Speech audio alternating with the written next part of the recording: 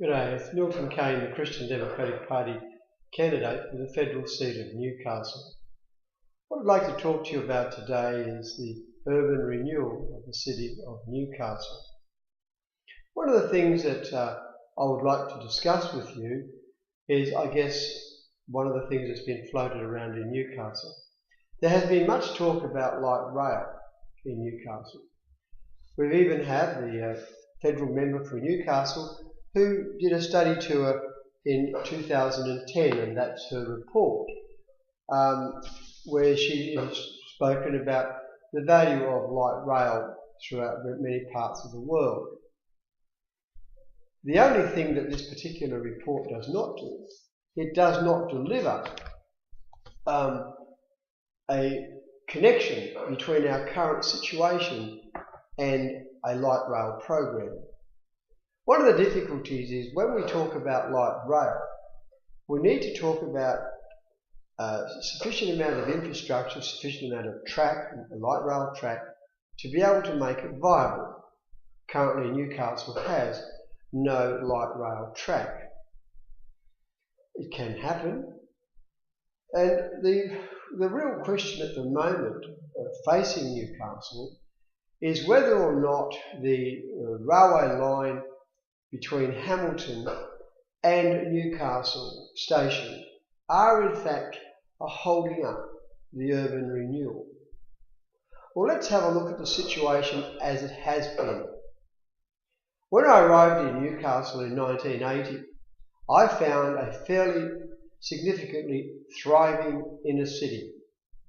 At the time, the area where Honeysuckle is was actually a railway goods yard, as the working harbour was still functioning, though it was beginning to run down somewhat. At that particular point of time, we had BHB, which was no longer at its maximum. It was also starting to run down, but they were still in place. In 1989, we had a significant and substantial earthquake, and the council's response to the earthquake was to actually prevent many people from using a lot of buildings in the city. There was no program to repair and to have these buildings reoccupied. One of the businesses which actually managed to stay in the area for a very long time was actually David Jones. And we should take our hat off to David Jones for staying there for so long. They could have made far more profits had they have moved at an earlier stage. It got to the point where it was no longer tenable for them to stay there because there was no likelihood in the near future for the place being developed. The problem is that many people looked at the city of Newcastle and the council's inaction, and they saw it as an opportunity for a developer or series of developers to come along and to reshape and revamp the city. And whilst I do not necessarily disagree with people doing something like that, the issue is what they wanted to do was to control what the city would look like and not really be participants with the people of Newcastle, and that was always a failure. There are some buildings now, which I'm very pleased, are actually starting to be demolished from the '89 earthquake. Now, when we actually consider how long ago it was, it is ridiculous that we're only just starting to do something. It is over 20 years ago when the earthquake occurred. And here we are, just starting to demolish some of the buildings that were damaged at that time. Many other buildings still remain derelict and unoccupied. Some of the buildings are occupied by, if I may so say, some sleazy operations. And I really find all of this offensive. I find it offensive that little action has been taken, and the blame game in the whole program is actually to say, well, the railway line is the problem. I suggest to you the problem is that the fact that the council has not taken any steps. The local members both federal and state, have failed to deliver government funds to see that the city has been renewed. Sure, Sharon Grierson did do a study about light rail, but that study does not connect light rail to Newcastle. If she wanted to deliver light rail to Newcastle, she would have had the various locations where the track could have gone and how it could have been implemented. I asked myself, is a government really interested in investing that sort of money in Newcastle? Then I have a think, and I have a long think about Highway 123, that inner city western bypass. The missing link on that, between the Tickhole Tunnel and the Jesmond Roundabout. I appreciate the work of both the previous and the current state government to get the other section finished, the Sandgate Road end finished. And that's a great thing that we're actually getting somewhere near completion on that stage. That particular road in 1935 was in the debate in the Parliament, and that was when the decision was taken. That is 78 years ago, and we still don't have the road completed. Now, if a decision was made in the Parliament for us to have light rail in Newcastle, would we be waiting 78 years and more to be able to get it functioning? I suggest to you, history speaks very loud and clear. I am confident it would take a long time, because governments are not used to spending huge amounts of money in regional centres, unless, of course, they can see an income for the government. It did not take the government very long to make a decision that what they were going to do was to build a new tax office in Newcastle. That was built very quickly, and it was a good revenue thing for the government, because they made sure that people were paying their taxes and they had more capacity of being able to monitor what was happening in the income tax and other taxes, and so hence it would make sure the government could get their revenue in a more timely manner. When I speak about all of these sorts of things, I ask myself, if the real concern is travelling between the north side of the track and the south side of the track, what we need to do is to try and find a way to transport people between Hamilton and Newcastle railway station in a manner so that there can be more crossings from the track. The difficulties are that when a train leaves Newcastle railway station, it takes some minutes before it gets to, for example, the Merriweather Street gates. But as that train leaves the station, the gates come down. So there is a considerable wait there, which becomes frustrating for the people who are driving. And I can well and truly understand that. Also, the passengers, the pedestrians, they also are concerned. If we were to make a few changes, and they're not difficult changes, and that's what is omitted in this study of Sharon Grierson. What is omitted in the study is the fact of the possibility of having what they do have in Europe in some locations, a tram/train. That is a vehicle which is in fact a train, running on regular tracks between the cities, and yet that particular train can, at the appropriate places, have a switch flicked, and so that train becomes, as it were, a tram. So it has all the functionalities of a tram, which means the maximum speed that it would run at would be between 40 and 30 kilometres an hour, in that sort of safe range. I maintain that if we were to do that in Newcastle, we could run the train at 30 kilometres an hour. A train running at 30 kilometres an hour between Hamilton Station and Newcastle Station would probably add around about 7 to 7.5 minutes of travel time. Now, when it comes to the crossings, because the train is travelling so slowly, and because you would also install on it what is called a track brake.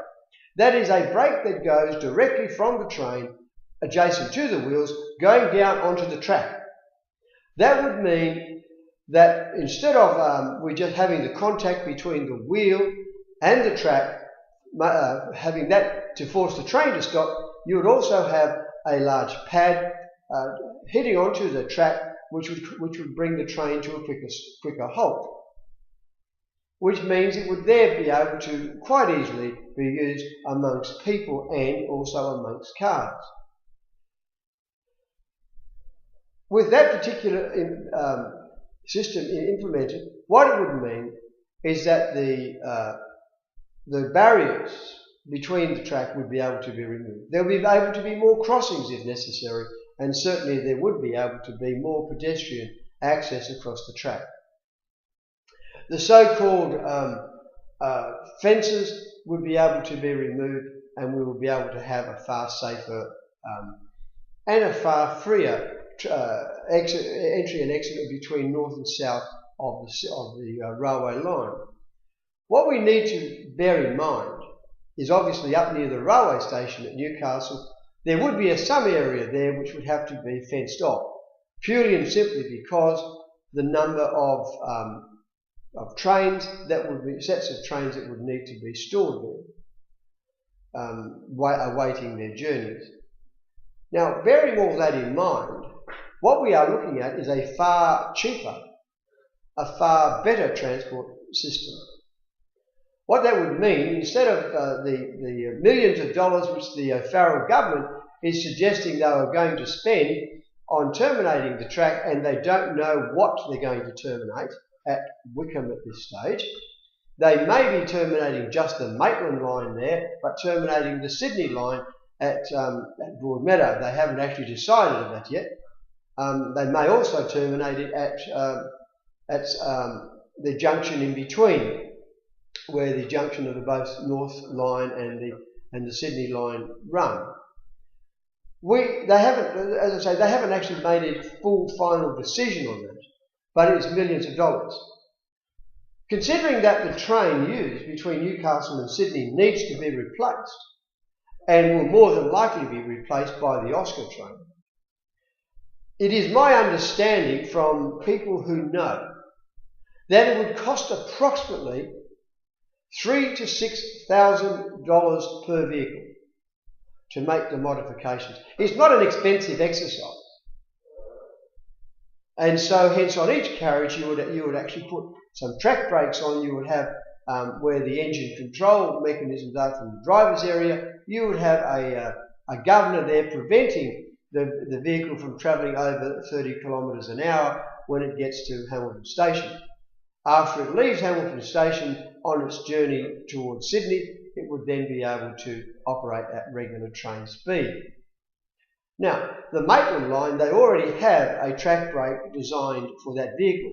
It's a prototype. It hasn't actually been fitted and tested, but the engineers are absolutely confident that the brake will work adequately for the job which it would be called to do. To me, this is a very good arrangement. It is a very cheap arrangement, but it is a very good and effective arrangement. For those people who know things about public transport, what you must know and understand, the less occasion, rather, that a person gets from one mode of transport to another, the better it is for their journey. We happen to have a situation, what they're talking about, where a train will terminate, then the people have to get out of that and get onto another vehicle. And that would cause a problem, because not everybody is able-bodied who travels on public transport. There is the wheelchair people. There are the people with walking frames. There are the frail, there are the elderly, there are the people who happen to have disabilities, who need to be trained for every change of mode of transport.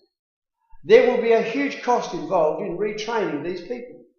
There are many things that need to be thought out, that haven't been thought out, that have not been looked at. And Brad Hazard and Barry O'Farrell need to seriously consider this.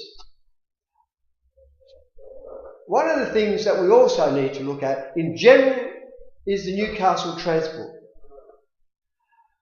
It is worth noting, for those who are unaware, virtually no buses connect with Broadmeadow railway station.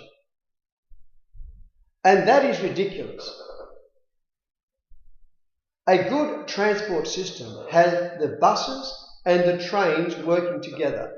That is, the buses go around the suburbs and they will pick up the people from the various places, whether they be places where people live, places where they work, places of entertainment, and such like.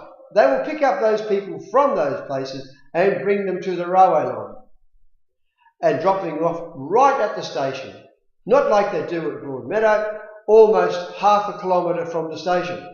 These are ridiculous considerations that are happening with Newcastle Transport. We do not have two transport systems working together. They do not. They're not timetabled together. A good transport system means that the timetabling is done by one authority, where the timetable for one matches the other so that you're able to arrive at a station, or a bus is to be at the station in time to be able to receive the transfer of people between one transport mode and another. The other thing too, which is vitally important, world studies show that if you have greater than 20 minutes between services in a city, you will not maximise the people's usage of the transport. See, there are many issues about our transport. We need to remember that Newcastle Buses was built solely and simply around BHB. When BHB closed down, Newcastle Buses lost its effectiveness. And that's the reality. The rail system has really not had much done to it at all. One of the most disappointing things is that the O'Farrell government has been listening to Nick Greiner in dealing with infrastructure throughout New South Wales. Nick Greiner has not been committed to public transport except in the Sydney metropolitan area. In my opinion, the people in Bourke, the people in Darwin, the people in Coonabarabran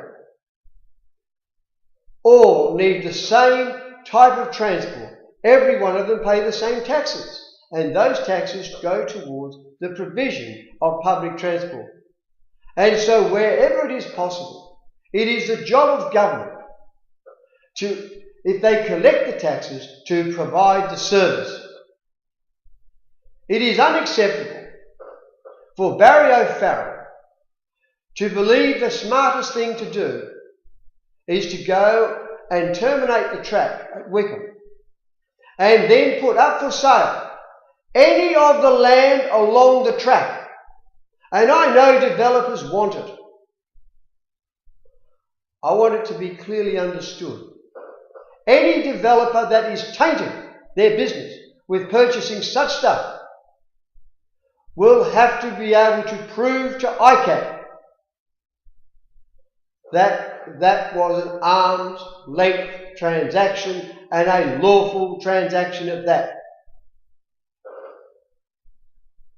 I'm not happy with the process of which the O'Farrell government has gone in reference to this. There is a simple and easy solution, and that is to modify the train to be able to supply the transport all the way to its destination, that is Newcastle Station, whether it be the Maitland train or whether it be the Sydney train. They both need to terminate where they ought, at Newcastle Station. And as to light rail, absolutely, we can add that onto the system anytime the government wishes to. If I'm elected as the federal member of Newcastle, I will do my best to encourage the new government to supply the funds to actually do something good for Newcastle. Considering the amount of income that we earn through our port for the federal coffers and for the state coffers, we definitely need money spent on our city. We have a dysfunctional council, even though there are new people sitting on the deck chairs. They still are unable or incapable of being able to perform as a council ought. That is, to deliver good services to the people of Newcastle. We need better service, and the only way you can get that is by better people. I believe that I can deliver better services to Newcastle. Thank you. Bye.